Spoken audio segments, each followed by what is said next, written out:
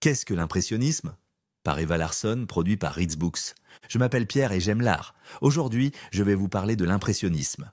Vous aimez regarder des tableaux? Moi aussi, mais j'avoue que je ne comprends pas toujours ce que je vois. Certains tableaux me semblent être un grand désordre de couleurs. Je me demande souvent si les peintres n'ont pas eu une mauvaise journée. Mais d'autres tableaux sont si beaux et si paisibles.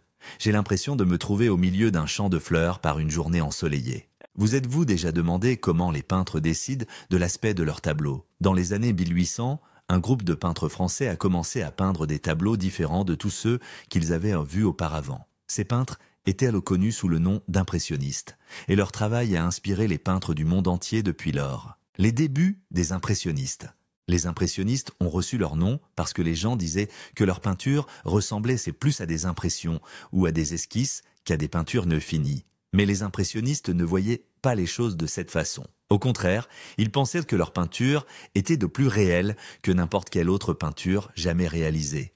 En effet, jusqu'à cette époque, la plupart des peintres travaillaient dans des ateliers où ils utilisaient la lumière artificielle pour peindre leurs tableaux. Ils pouvaient ainsi prendre leur temps et peindre parfaitement chaque petit détail. Mais les impressionnistes voulaient capturer des scènes telles qu'ils les voyaient dans la nature, avec la lumière du soleil qui changeait tout le temps. Ils ont donc commencé à peindre en plein air, ce qui les obligeait à travailler rapidement avant que la lumière ne change. Par conséquent, leurs peintures ressemblent davantage à des impressions des scènes qu'à des images parfaites.